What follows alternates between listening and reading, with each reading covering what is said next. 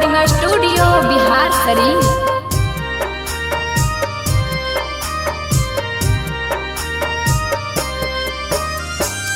हरियो सुपले के हथवा में तिरिया पुकारे लिहो।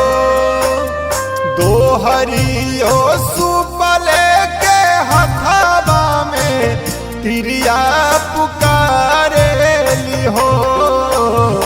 उगहो सूरज देवा भोरे भोरे छठी घाट आइल बानी हो। उगहो सूरज देवा भोरे भोरे छठी घाट खाड़ बानी हो।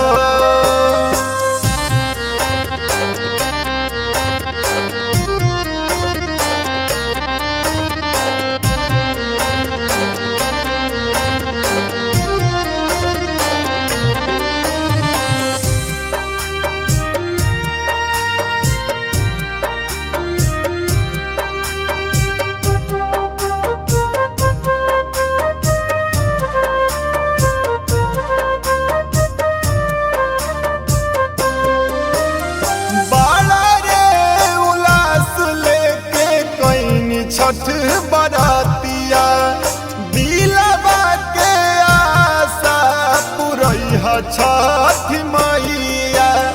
दे दिहाना धाना सोना माता गोदी के ललना मानु हो। दे दिहाना धाना सोना माता गोदी के ललना मानु हो। उगहे आदित माला भोरे भोरे छठी घाट खाड़ बानी हो। उगहो आदित माला भोरे भोरे छठी घाट खाड़ बानी हो।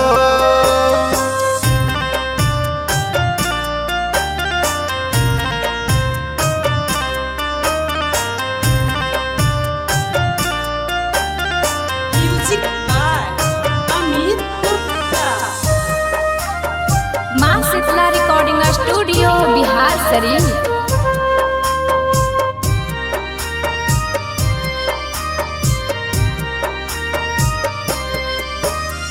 घाटिया पर जन बाजन बाजा बाज बाइनी।